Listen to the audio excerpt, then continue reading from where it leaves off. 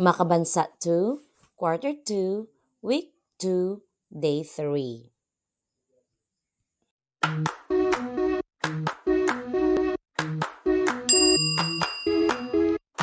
Hello, welcome to my YouTube channel. This is Chell. Please share, like, and subscribe. Thank you. Makabansa 2, Quarter 2, Week 2, Day 3.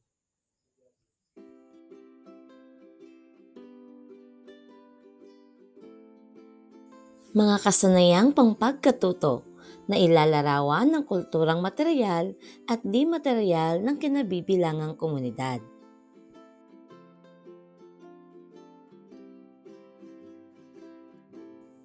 Ang layunin ng ating aralin ay natutukoy ang mga halimbawa ng kulturang materyal na makikita sa komunidad o barangay at nailalahad ang kahalagahan ng kulturang materyal na makikita sa komunidad.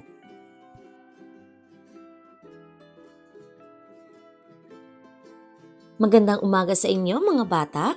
Kumusta kayo?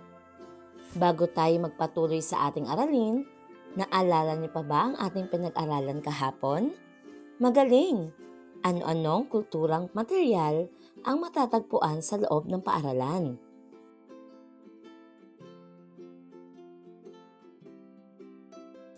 Ang bantayog ay isang estrukturang itinayo bilang pagpaparangal sa mga bayani o makasaysayang tao at kaganapan. Ang health center ay lugar para sa serbisyong pangkalusugan ng mga mamamayan gaya ng bakuna at konsultasyon sa doktor. Ang mural ay malaking sining na ipininta sa mga pader o dingding ng pampublikong lugar.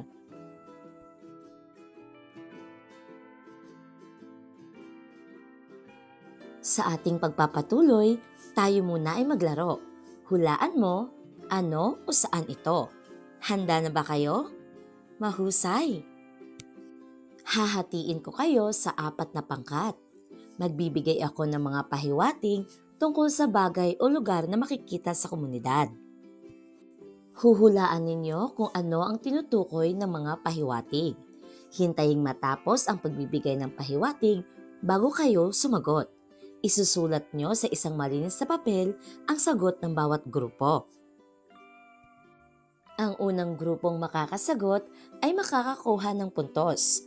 Ang grupo namang may pinakamaraming puntos ang siyang panalo sa laro. Narito ang unang pahiwatig. Ito ay lugar ng kalakalan kung saan mabibili ang mga prutas, gulay, isda at iba pang pangangailangan. Ano o saan ito?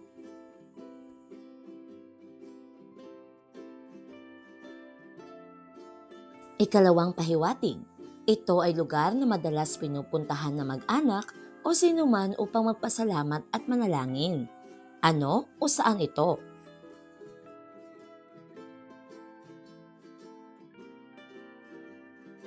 Ikatlo, ito ay sasakyang pangmasa, palaging puno at naghahatid ng mga pasahero sa amang lugar pupunta.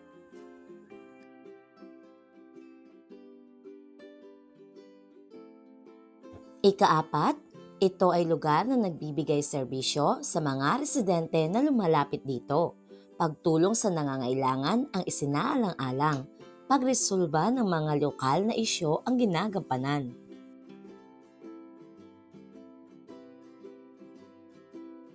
Ikalima, umulan umaraw ako'y nakatindig. Umaga gabi ako'y nandirito.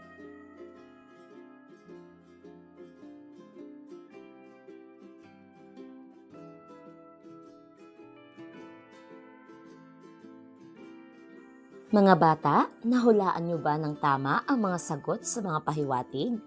Magaling! Alam niyo po ba kung saan matatagpuan ang mga nabanggit? Ang mga nabanggit ba ay halimbawa ng kulturang materyal? Bakit? Ang mga nabanggit sa gawain ay halimbawa ng kulturang materyal na matatagpuan sa ating komunidad. Ang mga ito ay mahalagang bahagi ng pagkakakilanlan ng isang komunidad dahil ito ay may malaking papel sa pang-araw-araw na buhay ng mga tao. Bantayog, isang estrukturang itinayo bilang pagpaparangal sa mga bayani o makasaysayang tao at kaganapan.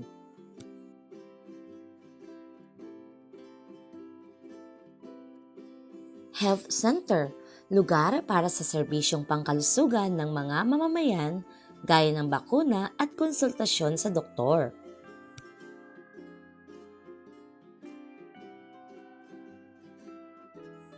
Simbahan, lugar ng pananampalataya at reliyosong pagtitipon.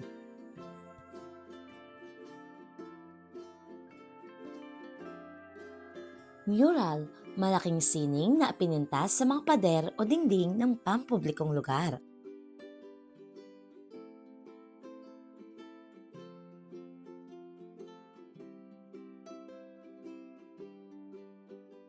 Ngayon mga bata, iguhit ang mga sumusunod na kulturang material na makikita sa komunidad. Una, basketball court o plaza. Ikalawa, palengke. At ikatlo, jeepney o tricycle.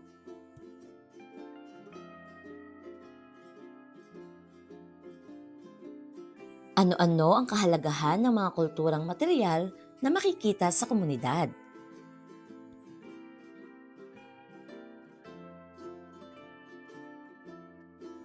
Mga bata, magbigay ng mga halimbawa ng kulturang material na makikita sa komunidad.